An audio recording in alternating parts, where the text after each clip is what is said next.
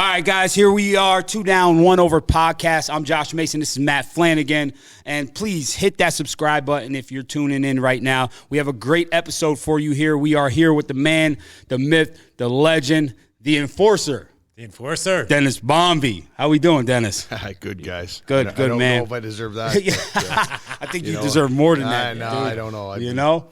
Listen, I've been fortunate. You have, man. You have been blessed. Your journey is amazing, and we're super excited to learn from you and hear what you got to offer to us and the listeners. You know, Matt, what you think? Yeah, I'm super excited. I used to watch you as a kid. I just telling you, so I'm like a little starstruck, and I met you. I think it was a year ago. Something you brought your kids in, and I was like, and I remember shaking your hand. I'm like, holy shit, it's Dennis Bonvie, man, this is awesome. So, yeah, welcome, man. I'm super excited to have you here. Yeah, well, I appreciate it. First and foremost, it's nice when you can have a positive effect on people. I think that's the biggest thing people have to understand, right? Like, it's great that I've kind of inched forward in my career and done some good stuff. I've been in some great areas and reached my goal of playing in the National Hockey League. It's all wonderful. I can look in the mirror and be happy at the end of the day, but when it continues to go further and you're having positive influence on lots of people and kids and say, hey, I used to watch you and I used to do this, as barbaric as what I did. Sure. Because that's the way I describe it. But, you want to be a positive role model at the end of the day. 100%. And hopefully I am. Yes. I think at the end of the day, 100%. I want to treat people the way I want to be treated. And if I want to be treated, then I think that's the main thing is treat everybody the way you want to be treated. That's the golden rule, right? Be the best person you can be. Yeah, I agree. And, one of my purposes is to have a positive impact as many lives as possible. So, like, you're riding that train, and I think you're doing an amazing job. So, hats off again. Well, I think it's a lesson for everybody in life. Sure. What you guys are doing and what everybody – just be the best person you can be, work as hard as you can, and be a positive influence. And I think all arrows are pointing in the right direction. You got it. Well, go ahead. Well, okay, so I was going to jump into it. So the enforcer, right? That's kind of been your nickname and stuff. And what I realized is that's from a young kid. Now you grew up in Canada, and you started playing hockey. You loved hockey, and you were the enforcer. Now as it goes, and you have the most penalty minutes in the. The history of pro hockey. That's right. That's amazing. I like it. I like it. Talk a little bit about the enforcer. How did that start? Well, it's a funny. It's kind of weird. Like I got to go way back. So if you knew where I grew up in a town of like 75 people. Okay. There's a town called Antigonish. That's where my wife is from. It's a great university there in Sandvex University. So I live 25 minutes out in the country. So down to TransCanada, up into Frankville. That's where I lived in a little bungalow with my I have 5 kids in our family. My mom and dad were wonderful, the best parents you could ever have. But they give us everything they could afford, and not afford really at the end of the day. But I just, even when I started 5.5 playing, 5 years old, I just want to play hockey. I want to try it, right? So I had to drive, I think, 25 minutes either way to go get to a rink, and my dad was fortunate enough to take me. Right. And I went, and I just enjoyed playing hockey. It's a lesson for a lot of kids. I didn't make the rep teams. I remember looking at the list. My name wasn't there, and I would go at 6 or 7 and show up on Saturday mornings at the worst time ever because that's all they had for us. And my dad's like, "You want to keep playing?" I'm like, "Yeah, I love playing." Yeah. And I just kept playing. And the next year, when I was older, I would make the rep team, and then the next year I might not make the rep team. And that's the way it went until I was midget age, and I made the best team around that we had, and thought I was going to get drafted. I did. I got drafted really late into in the Ontario Hockey League in Kitchener. I think it was the 6th last pick. I think the janitor called my name at the end. So take this guy because I don't think anybody was left in the rink with me. So I went out and I tried out, and I remember it's basically like we're in Nova Scotia, which is above Maine, and we went to Toronto area, which is Kitchener's the Greater Toronto area, and in the middle of Canada, and my dad came with me. It was the first time he's been out of Nova Scotia, really, myself, and got to Toronto, took a van about an hour into Kitchener, and went to the rink the day before camp started, and went back after, just got my gear there, looked around. I went back, and my dad goes, "Listen, if you want to just go home, this might be too much for you. Wow. It's time to go home." Wow. I'll book a flight. I said, no, Dad, you're going home in five days. I'm going to be the toughest guy here in camp. And my dad just kind of shook his head. He's like, well, what are you doing? Like, I don't know. Yeah. And I did. I went in, I fought, and I stayed around for about a month and a half. I got registered in school, and then I got sent home. And I played junior A hockey in my hometown, had a really good year, went back to the same spot again, Kitchener, as an 18-year-old. They invited me back. And I was there for about a month again, and I got traded to North Bay, Ontario, which was a huge break for me. Right. Coach, God rest his soul, Bert Templeton, gave me an opportunity because he liked toughness. He liked Maritimers. Yeah. But when I got traded, I called my dad, and I said, I got traded to North Bay. He said, Dennis, it's probably time to come home. Oh. And I'm like, Dad, I'm not coming home. I'm going up to North Bay, which is 4 hours, and I'm going to be the toughest guy in this league. Yeah. And I went up and told the coach that. When I got there, I had a meeting with him, and he said, you don't come with high credentials. You're not a great player, but, I like maritime guys. I like tough guys, and so I'll give you a chance. I said, well, I'm going to be the toughest guy in this league. Yeah, love it. And he's like, what? Like and I said, you just give me a chance. I'm going to work with a power skater, a figure skater. I'm going to work on my game. I just need time. Yes. If you give me time, and if you have that, I'll be the toughest guy. So the first game, I went after the tough guy. Next game, I went after the tough. That was my door in. Yes. If I didn't do that, I was a dime a dozen. I was going to get sent home. So I did that for 2 years, and I became don't want to be pompous area. I became a fan favorite up there with 3,500 people. All I wanted to see was rough stuff. Yeah, man. So it was kind of a pinch yourself moment, right? But it's like with anybody. You're looking for an opportunity. Yes. Who give you a break? Yep. You make your own breaks, but you got to have somebody open the door for you, and that's what happened with me there. And then I ended up going to tryout. I didn't get drafted to the National Hockey League. I got a tryout with the Calgary Flames. Went there 2 weeks, didn't make it. I thought I had a really good camp for me. Sent me home. I was going to go back to junior. I went home to just take a break to figure out. And I got a chance 2 hours away with Edmonton Oilers farm team at the time in Cape Breton. Probably as a favor because I was a local kid. I went there. Did well in my first exhibition game, dropped the guy in a fight. And they're like, oh, my God, we got to give this guy another game. Yeah. Got another game, stayed around. Next year I'm playing in the National Hockey League in my first NHL game against Wayne Gretzky and the LA Kings. So I'm like, wow. It's kind of an aha moment, right? Yes. But I kept working. I kept doing whatever I could to just gain some traction in what I was trying to do and earn respect and whatever.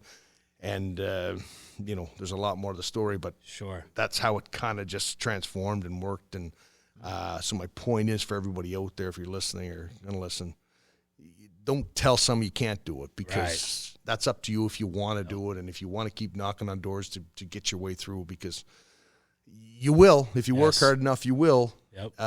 And then just by chance you don't, at least you can look in the mirror after and smile and say, I did the best I could. Right.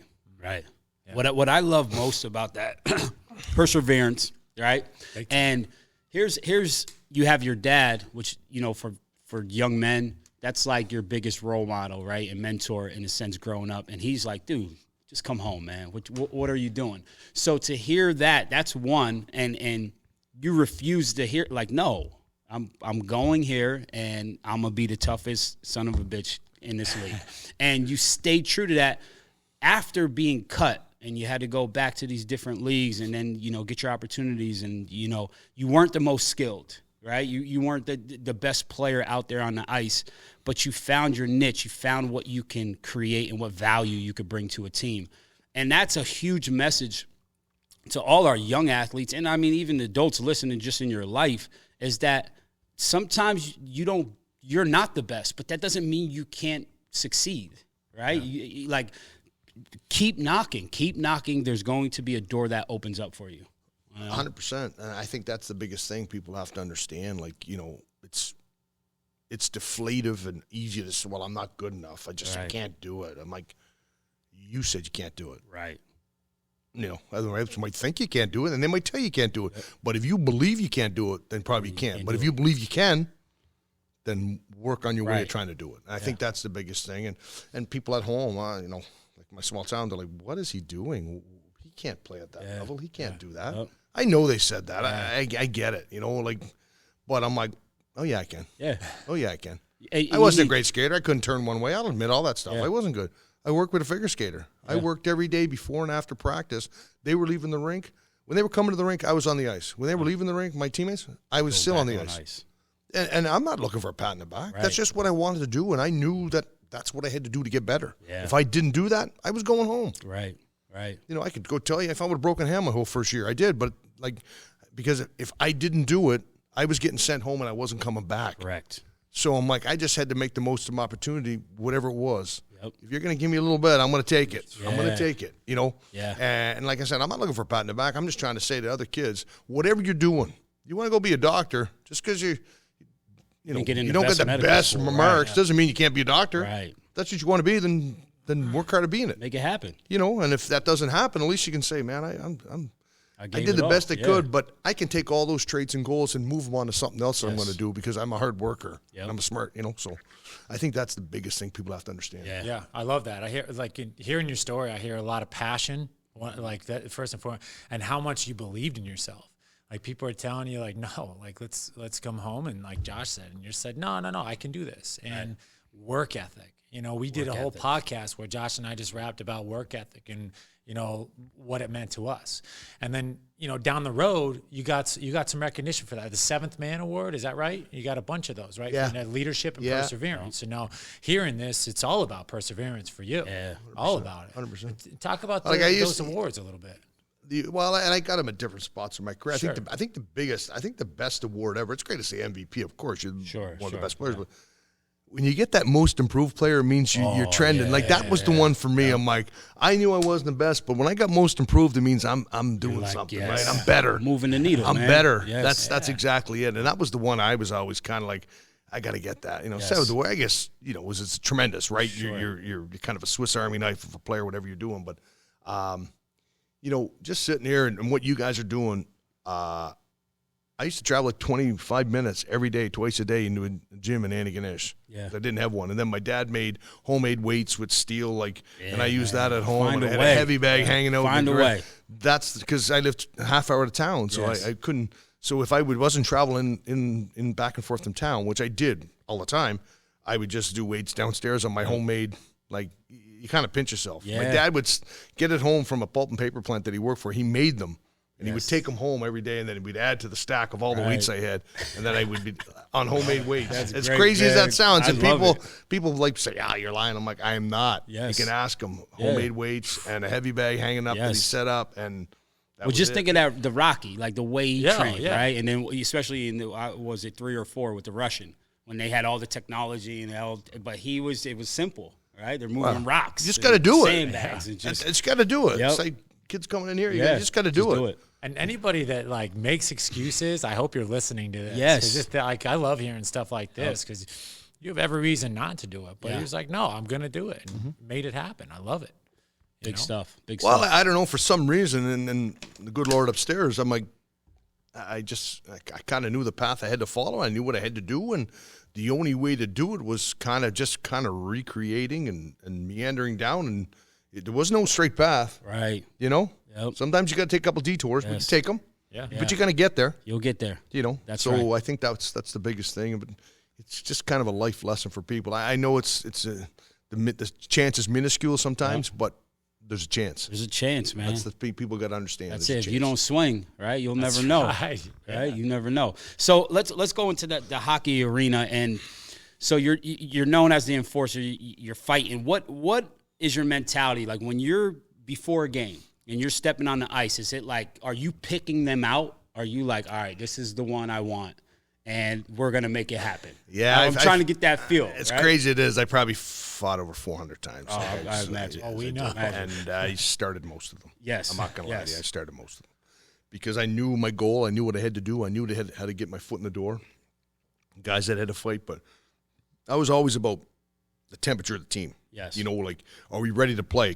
We'd sit there before I'd have a coffee. I was like that, and I just kind of laugh and giggle. But are we ready to play?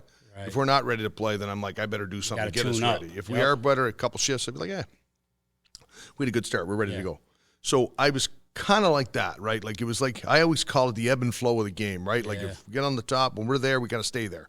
We start petering down, then I got to get us back up. Like, and I would take that personally, right? Like, so I think that was the biggest thing that I had enough common sense where I knew where we needed a lift or where we were like, hey, we're rolling right now. I don't need to do too much. So Like a lot of times it happened early because I just felt like, maybe the team was intimidated or it's like, boy, like the other team might have 5 tough guys and just me. Yeah. And you could hear them talk and you could hear the whistle. Oh my God, they got this guy tonight. I'm like, don't worry about that guy. I'll take care of him. You know what I mean?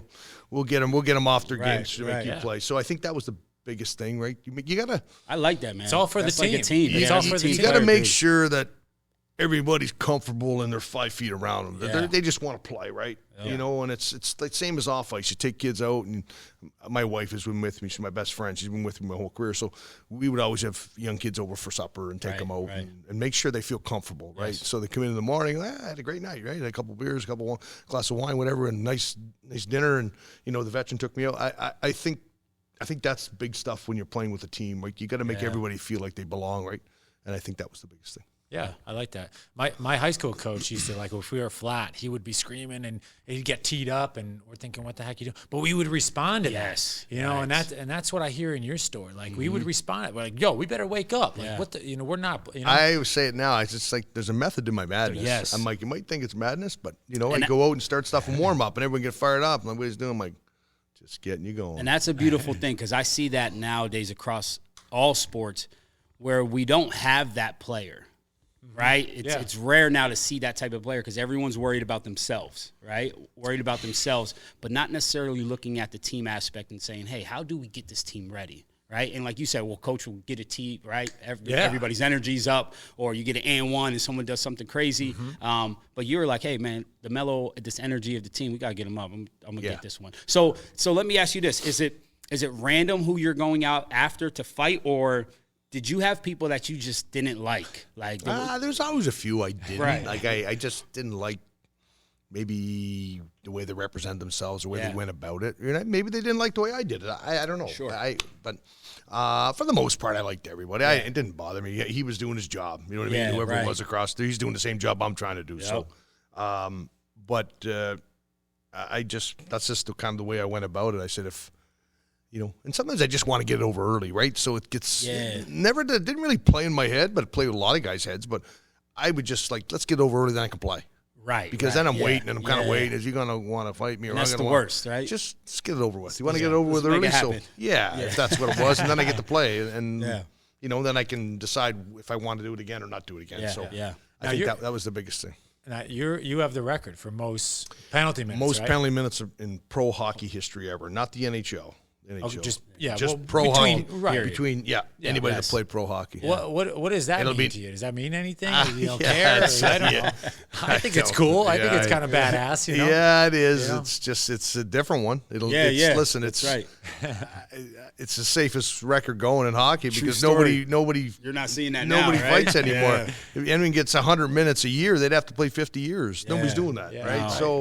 So it's a pretty safe record. So all the records Wayne Gretzky got, he's the best, right? And all those guys, but there's always a chance because everybody's putting up points, but nobody's fighting anymore. So I'm like, I guess that's gonna be a record for a while. And then, so you scored a goal once too, right? I scored a lot, but I scored one in the National Hockey League. Right. I was getting later in the middle, probably late-ish in my career, and I was like, oh man, I never scored. I got to get a goal, and I ended up scoring on Chris Osgood. And you said something after too. I think I said something like I don't know, man. I scored on you. I don't know. Yeah, something came out. I said something probably in the moment, right? Sure. You better quit because I scored on you. I don't know how I did it. Yeah. That's something. I heard that story before. That's great. That's great. So, with the hockey, especially nowadays, so like I want to piggyback that is, do you think you would be able to play in this day and age hockey? I think it would have been harder, but I do believe I was smart enough to adapt my game. Yeah. I do believe that. And at the time you could fight, so you could do it. So there was nothing against that, so I did it. But now, I could play. I think I had 75 goals in my career, in pro and maybe 250 points. Like, that's not bad in just under 1,000 games. So I played. I play regularly. At the end, I had my last 7 years. I had a bad knee. Nobody really knew about it. My wife. That was about it. So I could have survived. There's no doubt about that. I just wouldn't have put up the numbers. I don't think. Yeah.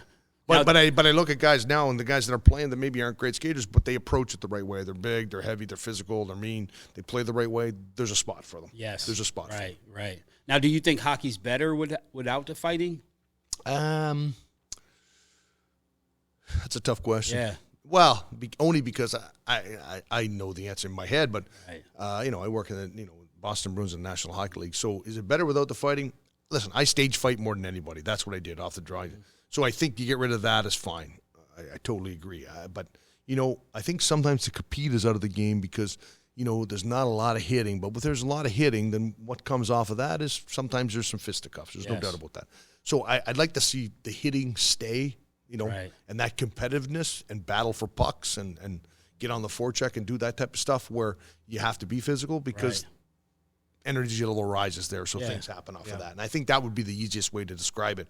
But in terms of just getting on the draw and dropping your gloves and fighting, get away with that. I get it. I totally understand that. That's, but so I think that's the easiest way to put it because some games at all levels, they become... They're playing. There's all kinds of speed. There's all kinds of skill. But sometimes it seems like the compete level of physicality is just non-existent. Yeah. It does seem like that sometimes. Yeah, it seems like sports But that's the way the rules are now, and I get it. I totally understand it. It's more skilled and faster than it's ever been before.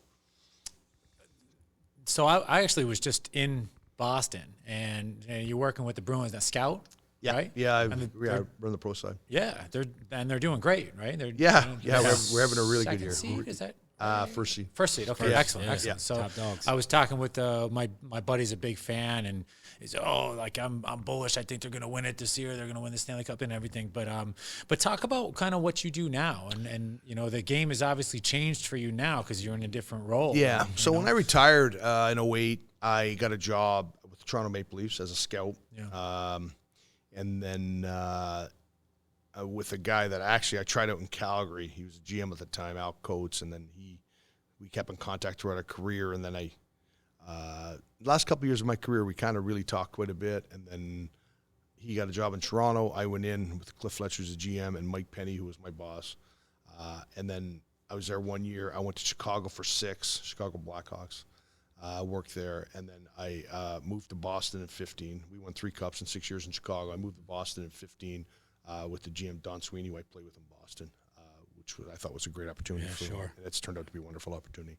So I've worked for some great organizations, Toronto Maple Leafs, Chicago Blackhawks, now the Boston Bruins. So,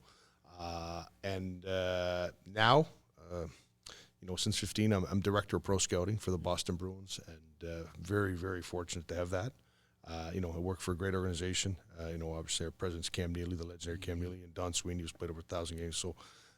Working with some really good people, really great people, and having a great year to date, really tremendous year to date, and top seed. And fingers crossed that we win our last game. Yeah, playoffs. If we do that, then strong. we get to the promised land. So I think that's the easiest way to put it. But it's a lot of hockey to play. Right. There's a lot of things got to happen. You got to stay healthy. You got to get the right matchup. So there's all kinds of things. But I think we've done a really good job.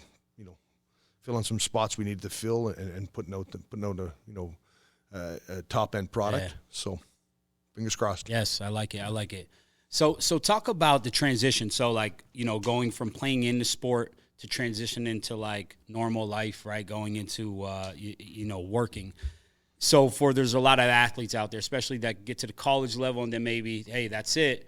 But talk about some of the values and concepts and characteristics that you had that you utilized from the game into your life as a career, as an entrepreneur, as working for the NHL.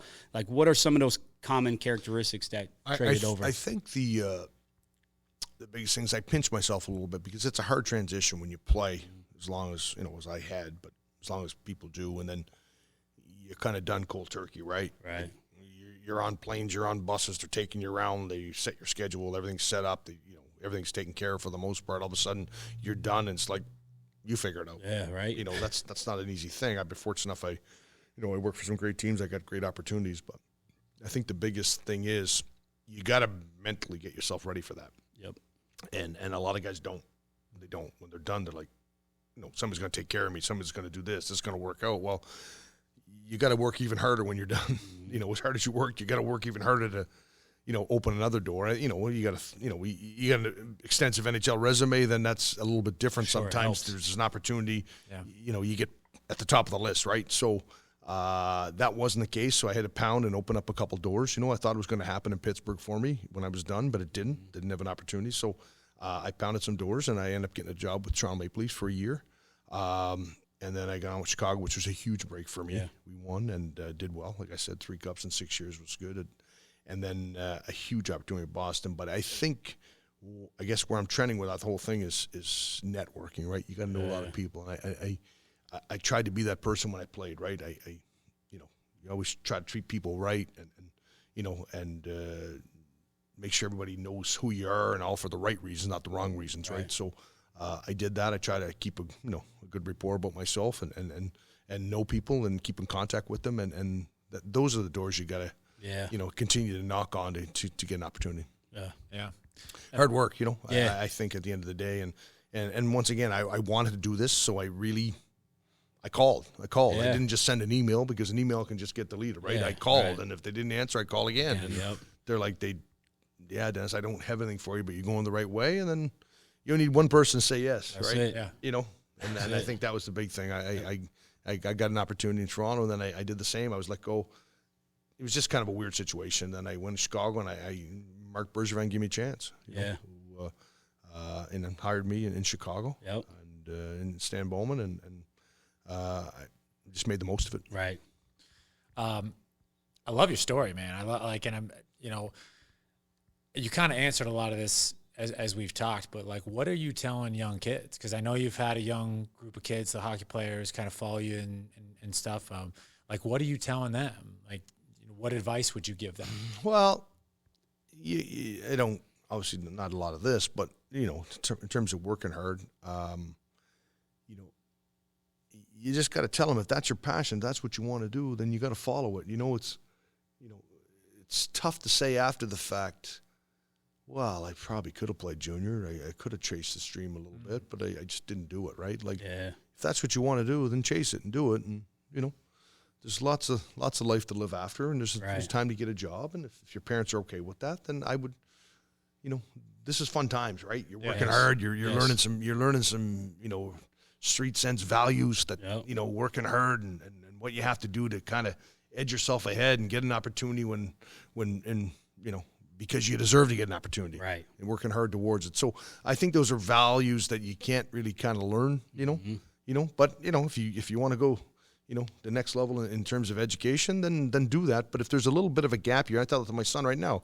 I guess that's what I'm talking about. You know, he's a good student, but he wants to kind of chase hockey a little bit, and so I'll help you with that. I'll try, but that's up to you. Yeah. You got to work as hard as you can. You got to train as hard as you can. You got to do everything. You got to go outside your limitations to do that, to get an opportunity. And if you do that, fingers crossed something good happens. But if it doesn't, you learned a lot of valuable lessons along the way, and then we can, you know, take a step back and you know, go to school, whatever you need to do. And I would say that everybody follows a different path. I'm not saying not to go to school. I'm saying, go to school at some point.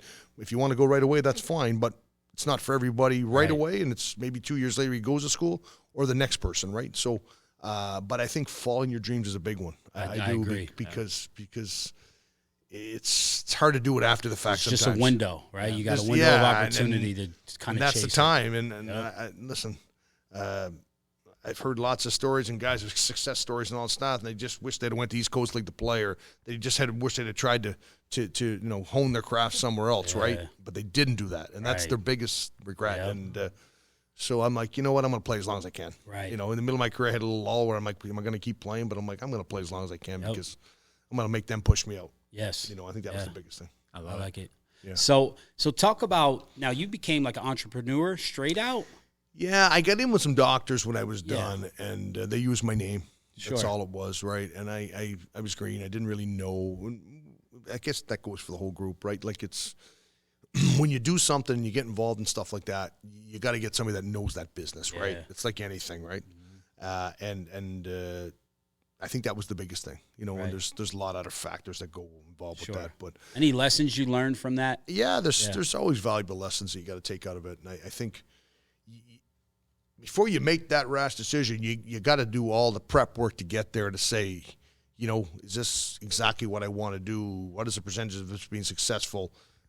Like there's a lot of things going in that you didn't have in place that put you behind the 8 ball to start out with, right? Yeah. So, and you got to get somebody that knows that type of business, whatever it is, and somebody's got a little stake in the game in terms of that's working in the office and in the store every day. So there's a lot of valuable lessons that, if ever did it again, that you'd really have to put in place before you start to give yourself every chance to succeed in what you're doing. Yeah. And it's the same as you guys starting a business. You got to know the bit, but you got to be here every day. And there's a lot of factors that factor into you being a success, or vice versa. Yeah, and I bring that up just to give a snapshot of like adversity. Yeah. Right? Like, it's not always success, right? Hey, you could grind and do these, but sometimes you get into things and it's just not what you hope to be, and what you can still learn from that, which will help you propel for something else, right? Sure. For sure. And now you have a foundation too, is that right? I do not have a foundation. I've done a lot of work at home in Nova Scotia. I've had my cousin and I, who's played in the National Hockey League, we've had a big charity golf tournament. So it's going to be our 20th year this year. Probably raised $1 million. Raised a lot of money. Yeah. And it's a big community event. It's a huge community. Antigonish and what we do in surrounding areas. So it's a huge community event that we do. I think we have 300, 350 at a dinner. Yeah. Big, auctions and nice. And then we have golf the next day. So it's a fun 2-3 day event. Sure. So, and we raise a lot of money, and we're going to do it again this year, and then see where we go from there. Good. So Good. That's been consistent. That's important. Yeah. Now being director of pro, scout and having your years being a scout, do you ever see yourself out there, like your young self with these other players? Playing? Yeah. I did when I retired, like in the first couple of years when I was out and I was scouting. I'm like, I can still do this. I fought this guy before. I could still do this. In my head, I never said that. Yeah.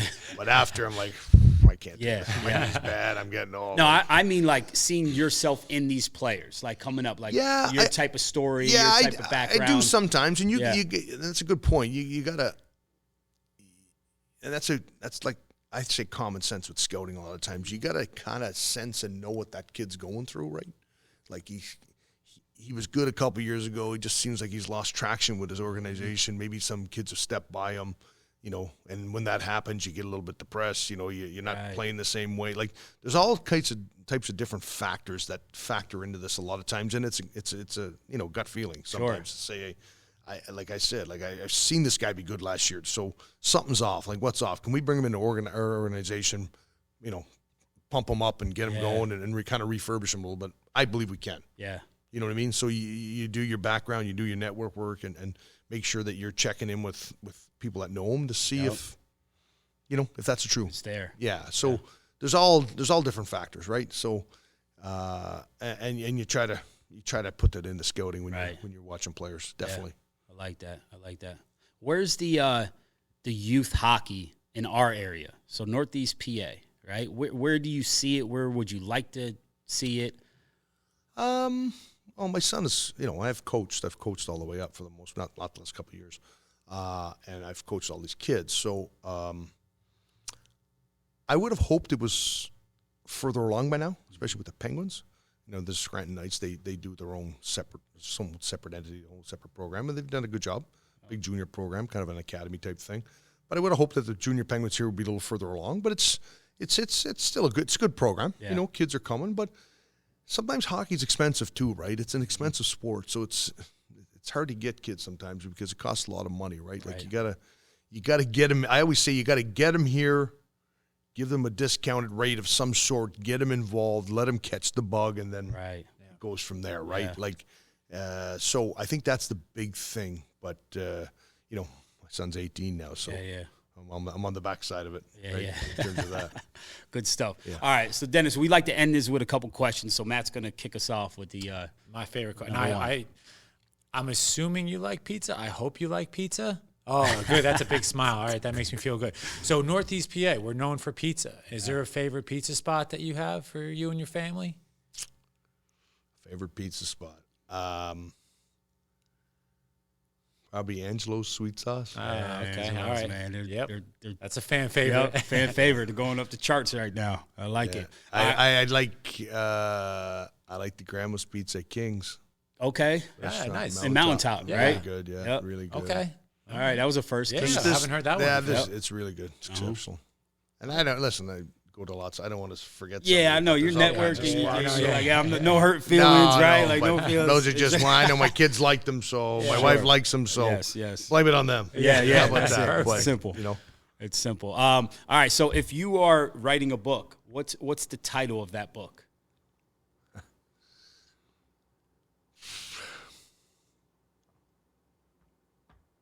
that's a good question. Right. I don't mean to. Hey, listen, this Take your is time. our Yeah. job. Take your time. Everyone. That I don't comes know on. I don't know if I put my nickname Bonsai. I don't know if I do it that way. I don't know. Yeah. That's a really good question. Is it in the making? We've talked about some sure, stuff. right? Yeah, we've talked about it. We certainly have, and we've started some stuff, but not. So we got to see. Okay. We definitely got to see. All But right. but the title, I don't. You've kind of stumped me. Yeah, because yeah. That's okay. That's all right. But You like to put that lesson out there, Yeah. right? But at least think about we it. put the seed there. yeah, All right, Now playing you to be see what thinking water. about yeah. we'll Some people check. have approached me, put Yeah. it that way, and I've probably should have started by now or not, but made that decision. But Yeah, sometime it'll happen. I think probably. yeah, I like it. All right, last question. Is there a day-to-day motto that you live by?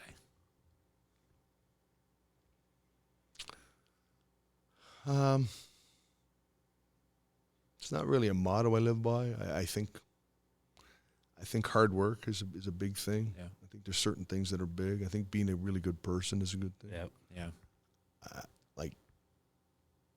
At the end of the day, like as much as I fought, I think and fought and wanted to do well and be on the right side of them. And I'm done. Like, I don't want to hurt anybody. I don't want Right. nothing like that. I want to be the best person I can be. And I want to have a positive influence Yep. on as many people as I can, and help as many people as I can. I think, and that's the biggest thing, right? So, at the end of the day, like, and somebody said this to me, and they're right. Right? I think probably this is a probably good thing. They're like, you know what? At the end of the day, when you're done your career, if somebody could say, myself, I don't want to use myself in third person, but Dennis Bonvie is a really good teammate. It's probably a pretty good, Yeah. that's a pretty good thing to be said, right? Because that means you've done some good things. Yeah. And you made a pretty good positive Impact, reflection, yep. and impact. So I think that's the biggest thing, right? Yeah, I love it. Yeah. I like it. And that made a lot of sense to me. You kind of have some aha moments. People say stuff to you. was one The that guy stuck. goes and said, if when you're done your career, and everybody, not everyone's going to say, but mostly everybody can say, hey, you've been a really good teammate. I think That's huge. pretty good. Yeah, I agree. I agree. It's awesome, man. I agree. You've done some good things along the way. Yes. Well, listen, hey, we want to thank you for coming on this. It was a pleasure. Loved hearing your story. Listen, guys, I felt perseverance, right? Yeah. Taking advantage of your opportunities and hard work. Hard work, man. That sounds like the formula. Dennis Bonvie, the Enforcer, is kicking out there, and I hope you guys listen and take these nuggets and apply them to your own lives. For that's it, man. Let's hit that subscribe button. This is 2 Down, 1 Over. I'm Josh. This is Matt, and this is the Enforcer. We'll catch you guys on the next episode. Later.